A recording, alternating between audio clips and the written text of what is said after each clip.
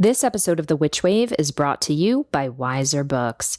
Wiser Books is celebrating 60 years of publishing the very best in occult and esoterica. You can check out their extensive and inspiring range of reading material by going to wiserbooks.com. That's WEISER books.com. I want to tell you about this very magical, very meaningful event happening here in New York City this coming Saturday, September 14th. And that is the Mystical Menagerie Market. This is a market and a fashion show that are happening at the gorgeous de Kooning Studio, which is right off of Union Square. The evening will begin with Out of the Ash, which is a fashion show collaboration between Cat Coven and I Do Declare that will pay homage to art history from the Renaissance and medieval periods. And then following right after that is an art market that features a collection of vendors whose artwork and products honor the witchy or gothic aesthetic blended with a queer-friendly feminist edge. The Out of the Ash fashion show begins at 4:15 on Saturday, and the art market is right after that from 5 p.m. to 11 p.m. Entry to the market will be sliding scale between only $3 and $5 per person, but it is cash only, so bring that sweet, sweet cash. And then tickets for the fashion show are available via the Facebook event page for $15. And those who purchase a fashion show ticket will have the opportunity to pre-purchase the pieces that will be shown, as well as receiving first entry into the night market following the show. And what I especially love about all this is that the Mystical Menagerie Market is working with the Third Wave Fund, which is an organization led by and for queer and trans folks of color working for gender justice to end patriarchy, transphobia, homophobia, and misogyny. So go ahead, find them on Instagram at Mystical Menagerie NYC, and there you will find the link to the Facebook event with all the details and ticketing info. Again, go to Instagram and follow at Mystical Menagerie NYC and go to that market and fashion show this Saturday, September 14th. The world is filled with bewitching people, and you might be one too. Welcome to the podcast where art is magic is real, and reality is stranger than dreams. I'm Pam Grossman, and this is The Witch Wave.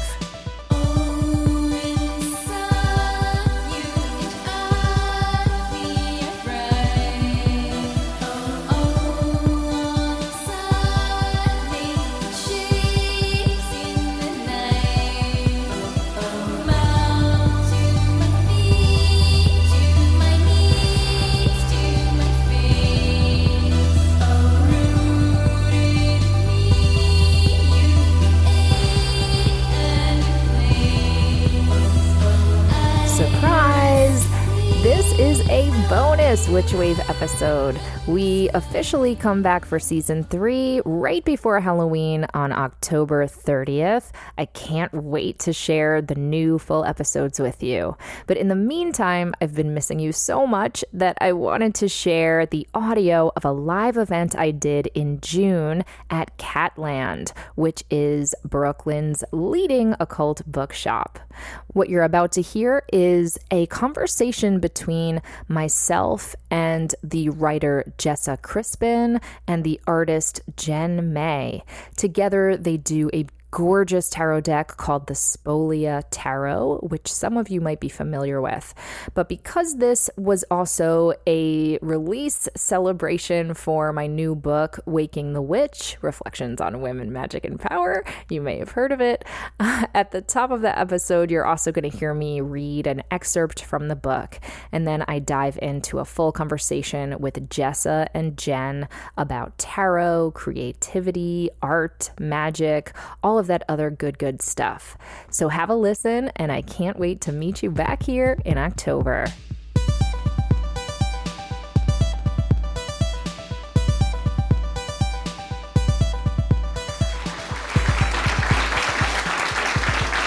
Hi, everybody. Thank you guys so much for coming. I hope you're all doing well. I want to thank Catland, first of all, for hosting us.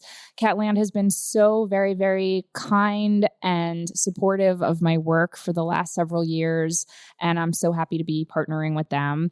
And I'm so grateful to Jessa Crispin and Jen May for making this happen as well, and for suggesting that we talk about our work, because we have so many different cross sections and counterpoints and interlinks between everything we do.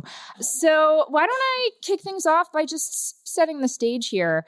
You might be familiar with Jessa's work and Jen's work, and I'm just going to read little bits from their blurbs.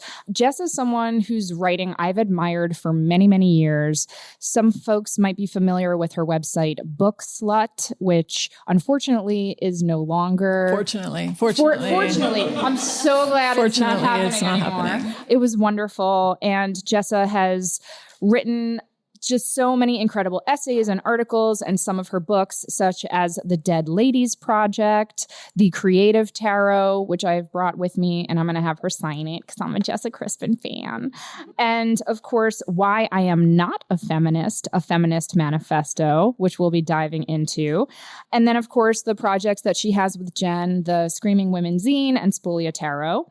Jen May is an artist whose illustrations and collages have been featured in such outlets as New York Magazine, Catapult, and The Toast. And as I say here, she has collaborated with writer Jessa Crispin on the Spolia Tarot and their new zine, Screaming Women. Hooray! Some of you guys might be familiar with my work. For anyone who is new to me, I am the author of this new book, Waking the Witch, Reflections on Women, Magic, and Power. I have a podcast called The Witch Wave. I have emoji for iPhone text messaging called Witch Emoji. That gets the applause. Okay, hello. And everything that I think the three of us do, we're kind of like a funny little Venn diagram, but a lot of the work that I think the three of us share has to do with this idea of craft. And the word craft is a really kind of wide and woolly word, which of course can mean making things, and is also a word that has become associated with magic making, with witchcraft. So we're going to be talking about that word and having all sorts of fun and playing with its elasticity, hopefully. I wanted to frame this conversation, and both of these lovely, lovely artists have allowed me to indulge by kicking this conversation off with just a small reading from my new book, which I hope will frame the conversation that we're about to have. This is from chapter 6, which is called The Dark Arts, Magic Makers and Craft Women. Personally, I will say this. I've discovered that readings are really boring, and I much prefer to have conversations with people, but hopefully this will help frame things up. Were the first artists mostly women? So asks a 2013 article on nationalgeographic.com, which reported on a new analysis of handprints in the cave art paintings of 8 Paleolithic sites. Some 75% of the prints were made by female hands, the study claimed, and not by male hunters, as was previously assumed. Naturally, I love this idea, and I can't help but wonder what these ancient artistes were up to. Archaeologists have suggested that these pictures were made by Cro-Magnon conjurers or shamans who painted images of animals and female nudes to manifest food and fertility. The handprints may have been some sort of added manual magic, or they may have simply been in lieu of a signature, a mark to say, I made this. We may never know the truth, but it's appealing to think about Stone Age art sorceresses, because the annoying fact is that for most of human civilization, it has by and large been men who have been allowed to create work for public consumption, or who have at least gotten most of the accolades. And because what male artists made was often images of women, they could dictate what was considered desirable or repugnant, both aesthetically and behaviorally in regard to the opposite sex. This is particularly clear when we delve into the topic of witches in art. As we've seen, it was men like Albrecht Dürer and Hans Baldung Green who helped visually define witches with their drawings of naked ladies and other devilish ne'er-do-wells in the late 15th and early 16th centuries. Other prominent witch depictors through the ages include Franz Franken the Younger, Salvator Rosa, Henry Fuseli, Francisco Goya, and John William Waterhouse. Though the artist's actual belief in witches fluctuated over the centuries in accordance with society's shifting attitudes, their visual vocabulary remained much the same. Witches were shown as either old and horrid or young and fatally attractive. At first blush, it seems that the witch undergoes some redemption in the 20th century. Several male surrealists became inspired by the femme sorcière archetype, thanks in large part to Michelet's aforementioned 1862 book, La Sorcière, and the 1922 Swedish-Danish silent film it inspired, Hexen.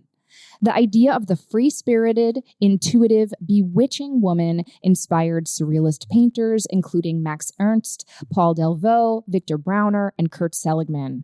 These men made several witch-themed works, many of which were meant to be enchanting and erotic in equal measure.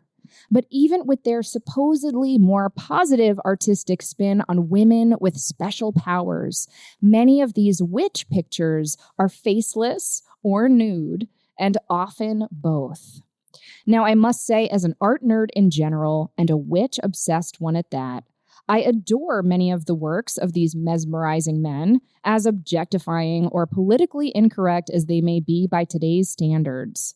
But an interesting thing happens when women wield the creative wands, whether in the form of pencils or paintbrushes. They materialize their own magic and become witches of a sort themselves. So I wanted to read that because so much of the artwork that I really love is turning out to have been pioneered by female makers, and some of whom were steeped in occult ideas or spiritualist ideas. The one that comes to mind is, I don't know if either of you got to see the Hilma af Klint show that was at the Guggenheim recently. Did any of you guys see that show? Yeah, it was beautiful, wasn't it? And it apparently broke the Guggenheim's records. It is the most attended show in Guggenheim's history. And for me, it kind of lives across all these different vectors. You know, the story of abstract art actually being, I don't know if created is the right word, but happening earlier than Kandinsky and by a woman, but also the fact that she was using all of these spiritual images and, you know, she was actually doing seances. This was part of her work, and it was in kind of the corpus of her practice. So just to kick things off, have you guys been thinking any differently about gender and magic and creativity these days, given the, I don't know if renewed interest or the first interest in some cases that seems to be happening right now in the mainstream? I guess the Af Klint show at the Guggenheim, well, it pissed me off a little bit, the way that it was framed as her being kind of a lunatic. The way that they talked about in the wall text, her spiritualist practice was if it was kind of adorable.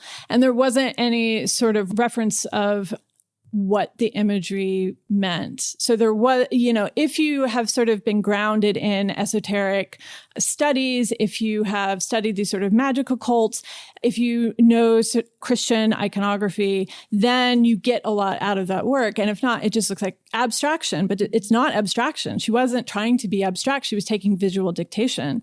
So I find that, I don't know if it's because, I don't know which aspect of it. I don't know if it's because she's a woman or because because she's spiritual. Both of these things tend to be denigrated in our culture, but it sort of culminated in this sort of like, art, isn't it cute? I mean, she did some pretty paintings and here they are, and we don't know what they mean. They're probably crazy. And I was very frustrated going through that show because I was overhearing people saying, I wish I knew what this meant. And I found that frustrating that the institution didn't take the work seriously enough in order to try to explain it or give it context. Mm-hmm. But I find that that's typical of these kinds of pursuits, particularly occult, mystical, spiritual work in general. Yeah, it does seem as if like there have been inroads that have been made in the last like 10 or 15 years. We're starting to see some academic courses and even some like full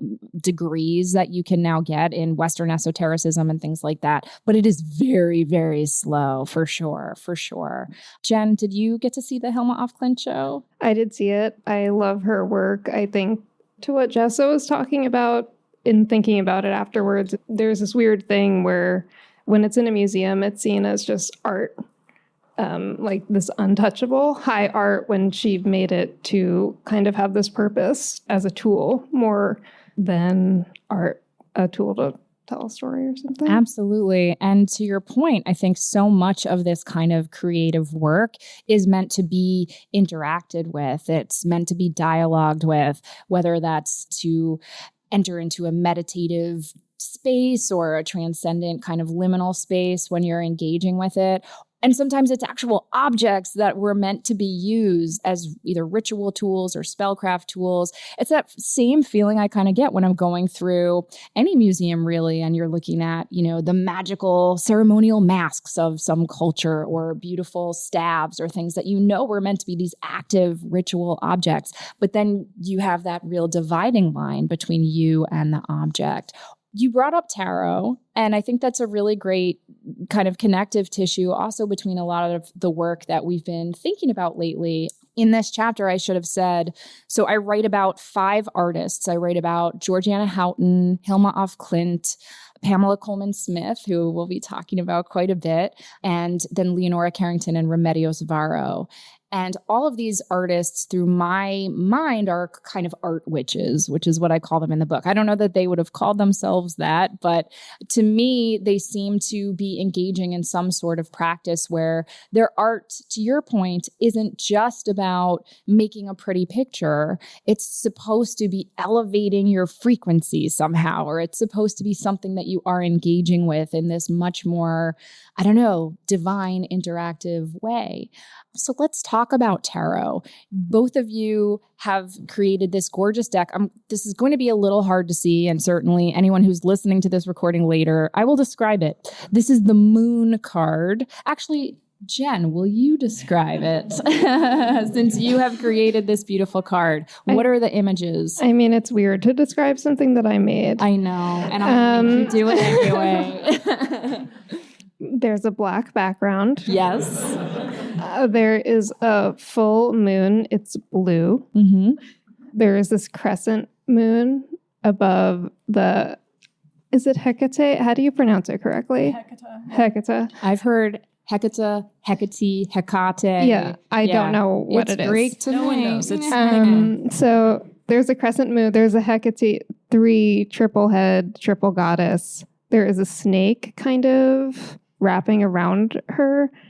There's some night blooming jasmine, moonflower, and then there are these hands kind of as a reference to a crossroads. Beautiful. And the reason that I really wanted you to talk about it, though, is for anyone who's familiar with the Moon card in some other tarot decks, and I'm just going to focus on what would be called the Rider-Waite deck. A lot of us call it the Smith-Waite deck now because it was Pamela Coleman Smith who reinterpreted a lot of those images and really, made them her own and illustrated them when the deck came out in 1910.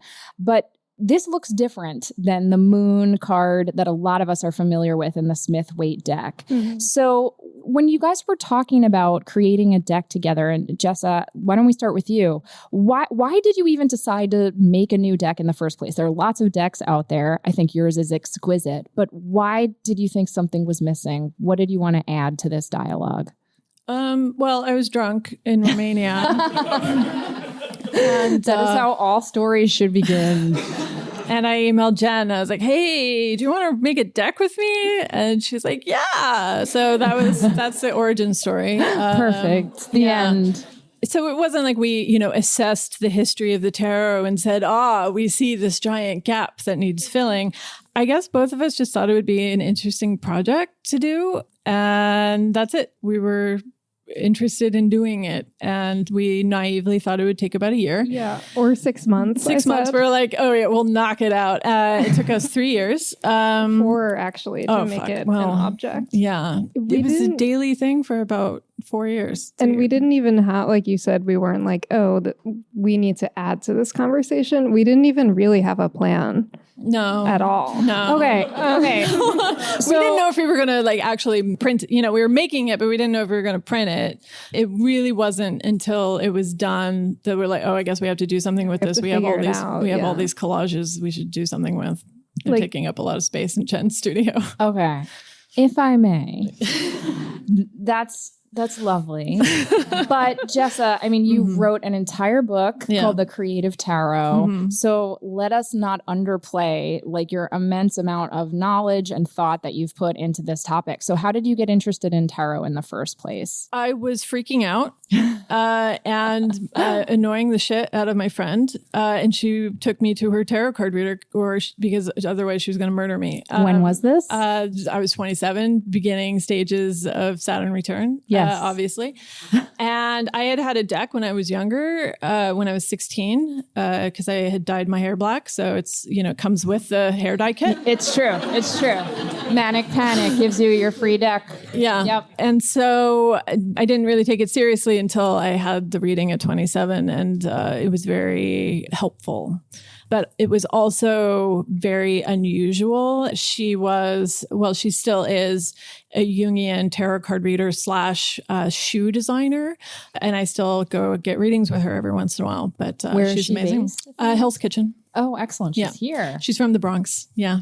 And Jen, were you interested in tarot before you and Jessa started talking to each other? Or did she bring it into your life? Well, yeah, I had been interested in it, but not in a very serious, studious way. I had a tarot deck. It's the Bee Nettles, Mountain Tarot? What is it called? Black.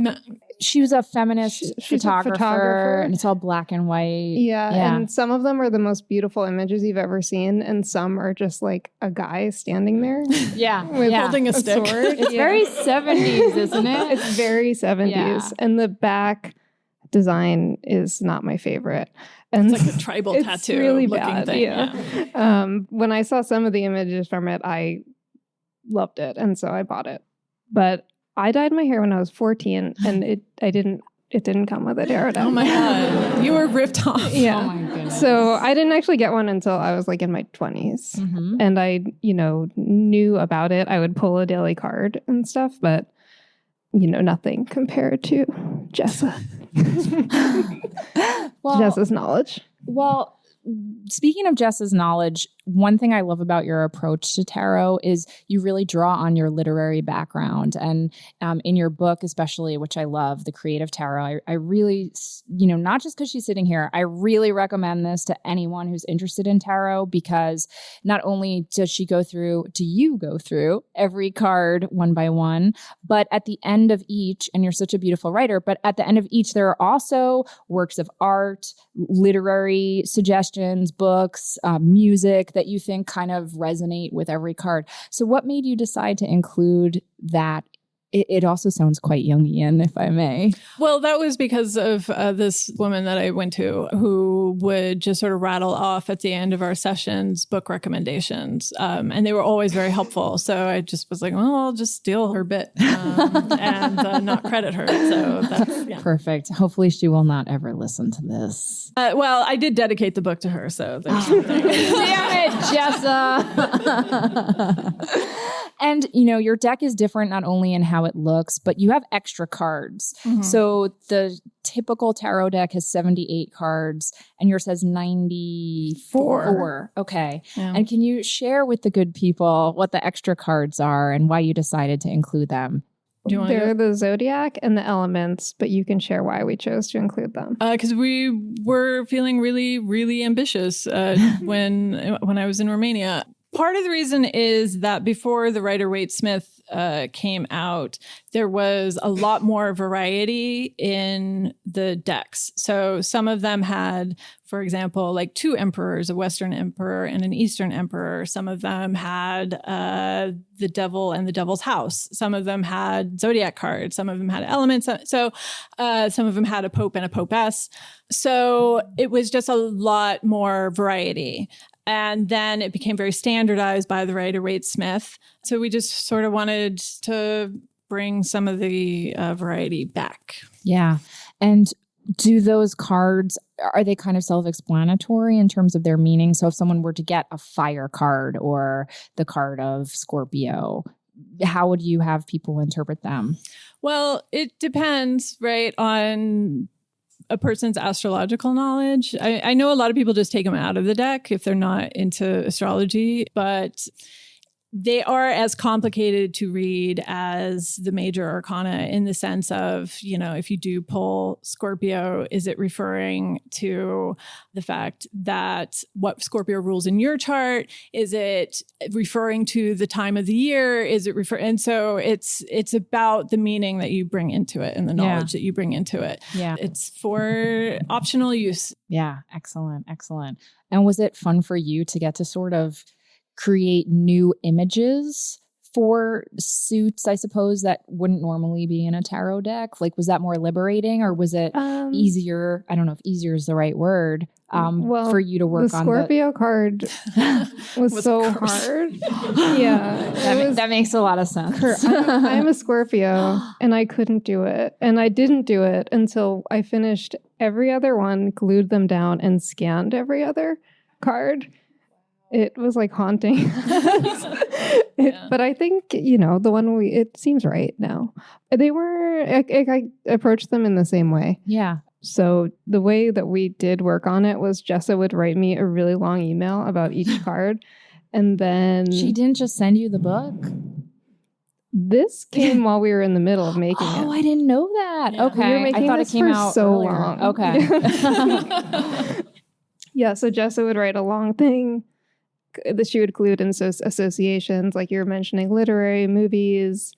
We would make a lot of jokes. And then a lot of cat pictures going back and forth. Oh, is this it? Like, you know, the hanged man would be a kitten falling from a tree or whatever. And it was just like, oh, done. We're done. It's beautiful. Yeah. And then eventually I would try to do it. And then I would send Jessa a picture. It wasn't just like, okay, this is it. Then I would send her a picture and be like, does this work? Sometimes it did, sometimes it didn't.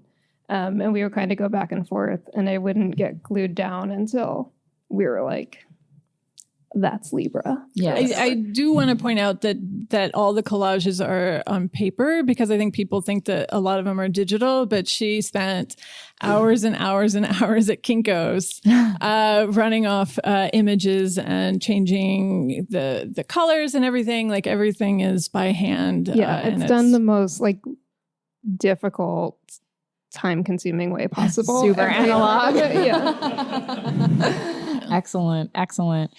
I'm curious how you both use tarot in your creative practices, or do you use it to help yourself write, Jessa, or do you use it when you're feeling stuck as an artist, or is that not quite your relationship with it? I only did like last week. And why? Why did you suddenly decide to? Well, I was just like, I don't know. I felt stuck and I was like, well, maybe I'll check out Jessa's book. She finally convinced you. Well, I mean, I read it, but I don't like usually do that kind of thing. Yeah. But I tried it and but I usually use it just kind of like pull a card or occasionally do like a spread, but not specifically related to what I'm like a project or what I'm trying to figure out. I still do a daily card a day. And I'm actually right now I'm horrifically behind and stuck on a project and I'm actively ignoring my tarot deck because I don't even want to know. Like I don't want to know.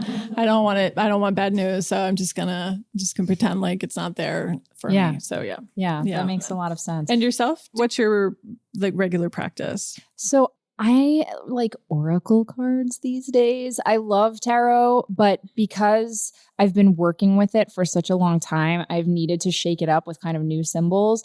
So lately, because my head is so whirly swirly with all kinds of stuff, there's a deck called the Minimalist Oracle. Do you know that one?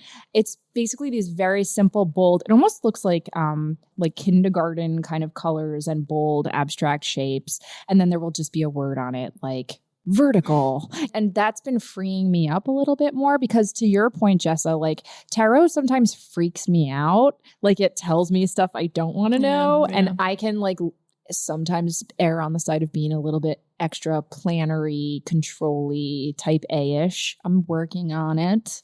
So for tarot to tell me something that I don't want to hear, like absolutely stresses me out. And it will tell you. It will absolutely tell you. Yeah. Yeah. The last time I asked about my book project, I got the devil and I'm not doing it. I'm not asking anymore. Yes, that's a tricky one. Yep. And Jessa, you read for people too, right? You have clients. Yeah. And is it mostly artists and creative people who come to you for projects? Yeah. And the recently broken up with. Yeah, that's my base. That's your wheelhouse. Yeah, it's been interesting because I've been speaking to a lot of people who are using tarot not just for life advice, if you will, or insights, but also to help them literally like make decisions in their creative work. On the podcast, I had Joshua Conkle, who's one of the writers on Chilling Adventures of Sabrina. And he said when he's stuck doing screenwriting, like trying to decide what a character is going to do, he'll like pull a card or do a spread, and that helps him decide what the plot points are going to be and stuff. So I find that really interesting too, that kind of overlap and how you can use it in all of these different artful, interesting ways for sure. Do you ever do that kind of thing, or it's more a pull you'll do for either yourself or clients, Jessa, where it's more about their lives as opposed to decisions they should make in their work? No, I have a specific reading set up for creative block, and that's probably about 50% of my clients for that specific reading. And, obviously life stuff gets in there and we end up talking about a lot of things that aren't the creative project, but the idea is to focus it on why is this being such a problem at the moment? Yeah. So the word spolia, I learned from your website, it's repurposing rubble to build new things, right? It's an Italian term and it's architectural. And so I love that idea when it comes to collage, because you're taking these disparate elements, these like rough elements, and refining them in a very alchemical way into something new and golden and beautiful. What is it about collage for you, Jen, that makes you so attracted to it, or that has been kind of, I know you work in other mediums too, but it seems like collage is something you keep coming back to. Why is that? I'm not sure. I guess I think it's because of sort of what you're saying. I like to use these other pieces of things that already exist to make something new. With this, it was finding very specific images in like my personal artwork. It'll just be like this little color or whatever. Yeah. I don't know. I find I like what I get out of doing that and using little ephemera or stuff that has already had an existence to make something Do you have new. a big collection of like old magazines and books and stuff? Yeah, I have a filing cabinet that has like folders that'll say like skeletons. Candles, but it's also like my desk is just crazy of paper. It's not as organized as it sounds. Or like if I get an envelope in the mail and it's a good color, I'll save that, stuff like that. Exactly. So I have been thinking a lot about kind of the blur between art and creativity. And people ask me a lot, like, do you think art is magic? Do you think magic is art? And rather than responding, I'm curious what you guys think. Do you feel like there's some kind of a magical or spiritual element to creativity in general? Or do you think that's just a way we trick ourselves so we can make new things? I mean, some of it can be, right? I mean, every once in a while you'll go see a play or a concert or something and it's church, like it's an elevation. rather than just an ego project. You know, everyone's been trapped in somebody's ego project and you're trying to inch your way to the exit and you just can't get there. But so I think it can be, but it's not necessarily. There's definitely the possibility of transcendence, but a lot of it is just mud. Not that there's anything wrong with mud. To classify all art as magic, I don't think that's right. Mm-hmm. Yeah, I agree completely with Jessa. Yeah. Have either of you seen anything recently that gave you that transcendent feeling, or made anything recently that you felt like it was coming from another place and not just your little noggin? I go to this weekly thing in Chicago every time I'm in Chicago. It's called Paper Machete, and it's a variety show, and it is absolutely church. Everybody is there, both the audience and the creators, to make something for 2 hours that is life affirming. Mm-hmm. And I go half the time just to try to figure out how the fuck they do it, because it's so different from every other performance space that I've been in, where the audience walks in with this intention, and they've been really good at cultivating this very specific audience. They are in it. And if you're not in it, if you're just like a tourist, they will throw you the fuck out. Like if you're disruptive, if you're not respectful, you're gone. And I love that. I think creating that is so hard, particularly when we're in the space of like, well, we have to be open to everybody and we have to be accessible. We have to archive everything. We have to document everything. And part of what they do is a refusal to document. They don't distribute the shows outside of that room. You have to be there, and they're very protective. And it makes me think a lot about what we're doing in our culture of just wide openness. I think we've taken that as a pure good in a way that it's not actually. Yeah. Hearing you talk about that makes me think of like the things that happen in this room, because for those of you who haven't been here at Catland, there's ritual happening in this very room all the time. And the whole witches of Instagram thing that's happening, which I'm sure we all have a lot of opinions about. This idea of like sharing every piece of magic you do or every altar picture, I actually have mixed feelings about it, because on the one hand, I feel like there's so much shame and danger that's still baked into practicing witchcraft. And so the more out in the open people can be about it, I think it actually makes some of us safer, because we're not like slaughtering babies, or, you know, like we're showing like, this is actually what it looks like. And we're finding other people and building these beautiful bridges. And I think that's important. On the other hand, there is parts of my practice that I will never share with anyone. It is very sacred. It is very private.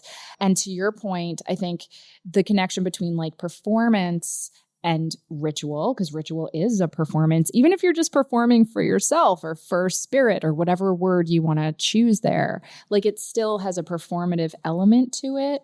And there's, I think, magic in performance and the live experience and being present that you can't really replicate, and you certainly can't record, and sharing it cheapens it and takes some of the mystery out of it for sure. I don't know. When you're working, Jen, do you feel like you have to have some kind of ritualized liminal space around you? Like, would you ever show someone your working process and open that up to public consumption, or does that feel very private and personal? I mean, I value privacy in general, but it's not super magical. When I'm making stuff, I have a desk. It's completely covered in paper, and I usually light a candle, and I usually listen to the same songs, but it's not magical at all. Okay. But it doesn't feel magical to me. Okay. I mean, there is a ritual in the way I go about it, but it doesn't feel super elevated from my... Your heart doesn't start racing and you're not. No. The wind doesn't blow in your hair. Yeah. Well, like you were asking if anything we've made has felt like this elevated art. I don't ever feel that about stuff that I make. Have you experienced any artwork recently that's made you feel like maybe there was magic happening, or? Well, I just saw Bikini Kill. So, yeah. That's an excellent answer. Yeah. Heavy coven energy right there, collected in a feminist cauldron, if you will. I want to bring up that word feminism because I know it's a word that people have a lot of feelings about. Jessa, you've literally written a book called Why I Am Not a Feminist. For those who might not be familiar with that piece of yours, can you explain why that word rankles? Maybe that's too polite of a word, why it really pisses you off. I don't know that it pisses me off so much as it just holds no meaning anymore because it's been used in all these different ways. So pro-lifers now call themselves feminist. You know, Sheryl Sandberg and Hillary Clinton call themselves feminist.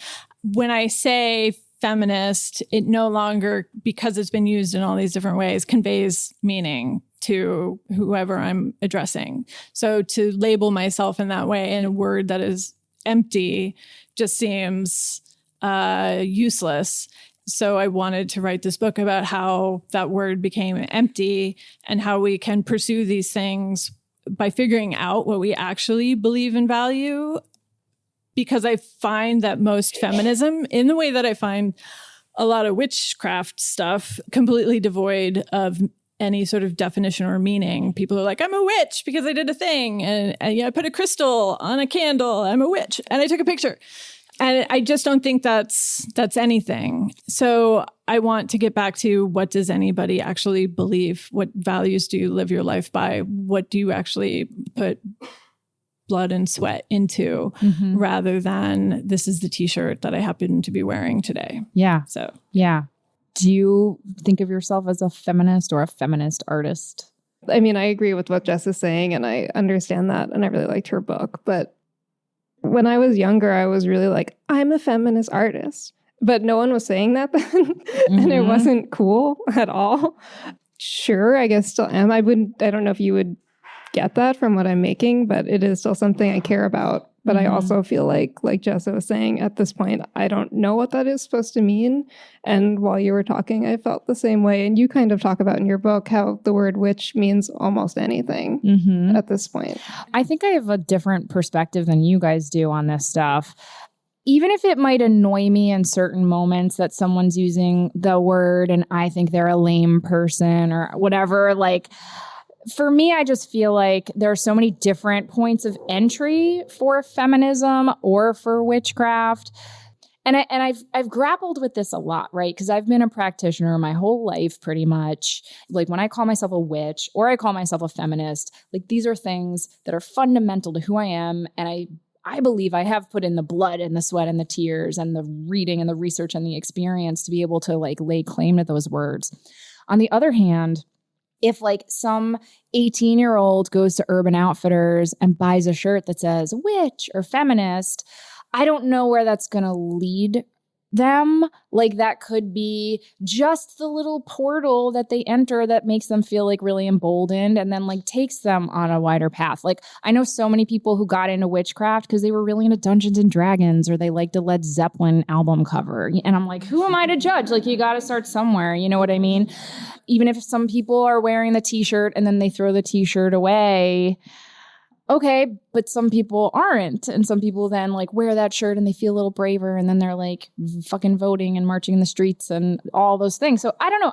I'm a real the more the merrier kind of person in general, but I also see the downside of that, especially when it comes into capitalism, because you have people who are calling themselves a witch. But to your point, Jessa, they're not actually living what I think are the values of the witch, which are being, like, ecologically responsible and protecting the most vulnerable among us and, you know, casting a wide circle of, like, compassion and love. They just want to say they're a witch because they feel cool or because they're trying to, like, empower themselves, but then they're not actually using that empowerment to then, like, help everybody else, which I think is why we're all fucking here. So I totally take your point, but I don't know. I kind of can see, like, other gradations between it. When you see that shirt that says witch or that feminist shirt or whatever it is it also that it bugs you that, like, a corporation is profiting off of it? Is that part of it too? I don't, you know, if somebody comes up to me and is wearing a feminist t-shirt, it's not like I punch them in the face. I don't have any problems with people who need the word in order to sort of put a coherent label on their ideology, as long as there's an ideology. But if somebody's buying the $375 t-shirt, then I think that we should talk about the issues with the fashion industry co-opting the feminist label when fashion has been at odds with feminism from its very beginning. Yes. And we should have a conversation about sweatshops and children making these clothing, And the thing with the witch, every time I go to the bookstore and there's a new book about witches, I open it and it's always like a spell on how to ask for that raise. And I'm just like, oh, okay. So we're being witches now to be better at capitalism. Like I'm so excited about it. So yeah, I just feel like there's been so much conversation about the label and not the content of what any of this actually means. Yeah. Yeah. I want to talk about zines because you guys have this new zine out. It's called Screaming Women, which is a really badass name. First and foremost, like what made you guys decide to do this specific project? And can you tell us a little bit about it? Well, Jessa's writing a novel. So that's part of what's in our zine, where there's part of the novel in parts. Mm-hmm. And Jessa wanted me to do artwork for the novel. But we decided to put it out as a zine. She had had the idea for wanting to do a zine called Screaming Women. And then I went through an experience with the publishing industry where I wanted to write this novel and I didn't want anybody to touch it. So I just wanted a clean experience and just sort of have something that was just mine for a while and nobody got to change the story about it. So I said, why don't we just combine the two projects? And so, that's how it happened. Yeah, we decided to make it the novel inside this other thing, even though it's kind of confusing because then it has two names and no one really knows what it is. Yeah. We were talking earlier about how do we as creative people and artists try to create outside of capitalism, and then we decided just make things nobody wants. Which is what Jessa and I do. It's our specialty. So we're really amazing at it, actually. And also, don't put the title on the front. Just make it mysterious, unsellable Make object. sure that you can tell, you would have no way to know that they're related. Yes. And then it's nice because it's a zine. It's fairly inexpensive. These are like really long, so we had to make them a little bit more expensive, but you can just hand one to someone or they're easy to distribute. It happens very quickly. The second one I stapled like a few days ago, and then we can do other stuff with it too if we want. Yeah. Can you tell us about the novel, Jessa? It's called The Spinster at the End of the World, which now I think it should be A Spinster at the End of the World. And now I'm really fucked up by the fact that we got it wrong. Continuing our process of absolute poverty. No one else will notice. It's basically how do you live a life in an irredeemable world? And from what I read of it so far, and definitely correct me, but it feels a little speculative fiction or sci-fi or post-apocalyptic. Do you want to describe it in a better way than I can? My friend Christopher refers to it as a dystopian, utopian dystopia. So that seems right. Yeah. Yes. And it's really cool. And from what I've read so far, it has a female protagonist who I believe is a spinster. And the system in the world that they live in has kind of flagged her as a spinster. Like that is a label that she carries in the world. She's not procreating, yeah. Yes. It's a problem. Yeah. Yes. What is it about a spinster character that you wanted to spend time with or that you wanted to bring into the world? I was living in the suburbs. And so that was interesting because I was surrounded by married couples with children. And you become a problem for them to fix. And it's horrifying. And so I left the suburbs, but that feeling didn't quite ever go away. But, all of my favorite American writers and British writers were obsessed with the spinster as a character. W. Somerset Maugham, Henry James, Nathaniel Hawthorne. They loved this character and gave her her dignity, whereas most sort of mainstream non-queer writers look at her as an object of pity. And I still think like in this era of reclaiming the word spinster, which according to the book Spinster, just means like you can't choose. There are just so many men throwing themselves at you. How could you possibly choose one to marry? And I'm like, that's not really how it works when you're single and you haven't been touched in 2 years. But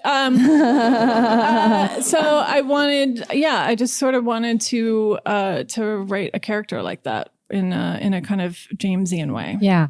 It's interesting to hear you talk about it in that context. When I was writing about the witch, there's a chapter in here called Body Monsters. And it's about how witches, they kind of operate outside of family structures. They're often not married in fairy tales and in all kinds of stories. Even during a lot of the witch craze, a lot of the women who were killed, it was because they were either widows, as you probably know, or they didn't have enough kids or they didn't have any kids. And that really resonates with me as a 38-year-old woman. I'm very happily married. We've chosen not to have children. And because of that, I'm sometimes an object of curiosity or pity. Luckily, a lot of our friends and family are pretty great about it, but still, and often it's weird acquaintances or people you meet for the first time that just assume that you have kids and you have to have that awkward little dance that you do. And why I love witches so much is that they operate outside of those systems and they don't, it's one of the few female archetypes, if not the only female or feminine archetype where she gets power unto herself. It's not that she has power because she's taking care of a kid or she's someone's wife or anything like that. She just has her own kind of self-definition. So spinsters really resonate with me too. I can't wait to read more of it. And then kind of winding things down here, I was thinking a lot about zines because I made some when I was growing up in the 90s. And it got me thinking about the concept of the Book of Shadows, which for those who might not be familiar with that term, it's this idea that as a witch, you have your individual, almost like magical journal where you put in your own kind of spells. It could be different dreams you have. It could be certain herbs that, you've discovered. It could be your own rituals that you're writing. One of the people who popularized it is Gerald Gardner, the alleged father. Well, he definitely was one of the people who started the religion that came to be called Wicca, though he didn't really use that word about it. And a lot of those rituals that turned into modern witchcraft were spolia. They were taken from, kind of magical secret societies like the Order of the Golden Dawn, or they were taken from Aleister Crowley's writings and all of this other stuff, this kind of mishmashy thing. So I was just wondering, when you guys are working on a zine, does it feel like you're doing that kind of DIY, almost like rogue magician kind of process at all? Has it felt that way? It's more like Jen and I are having a conversation in a secret language that nobody else understands. Even in the sense of I was rewatching The Shining because I was trying to write about it for something else. And I watched it 5 times in a row. And then she gives me a copy of Screaming Women and The Shining is on an image from The Shining is on the cover. So it's we have a weird hookup that I like a lot. And I think that one of the reasons I like collaborating with her so much is it does feel like this private thing that we sort of reluctantly bring into the world sometimes, but she's just fun to work with. And I love her very much. And I like that I'm embarrassing her right now. I mean, I don't feel like a magician when I'm making them, but like Jessa said, it's fun to have this thing where I get to read it first, and then it's not really illustrating it. It's kind of just adding another layer to it. Yeah.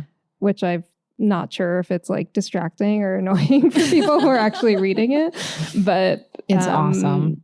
Just kind of coming together. And bookending it with other just imagery. And then, yeah, we get to include these secret things. Like in the second one, we get the actor James Mason was really into cats and wrote a book about cats.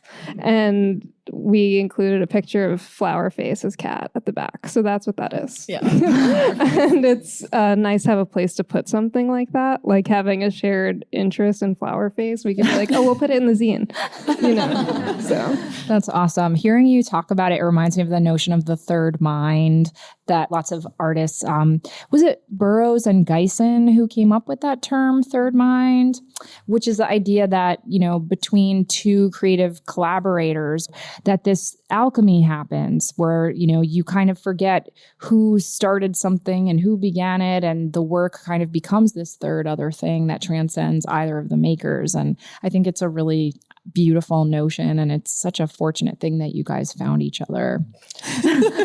What a lovely note to end on. Well, thank you guys so much for doing this. Thank you for sharing your work. Thank you guys all for being here tonight and talking to us about magic and creativity. Please stick around if you have more questions, and we'll be hanging out for a while.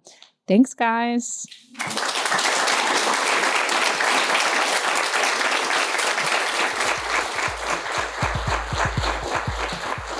That's it for the show.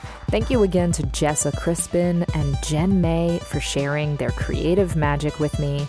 And thank you to Brooklyn's Catland Books for hosting us. Do you have questions, feedback, need some Witchly advice, or just want to share something magical that happened to you recently?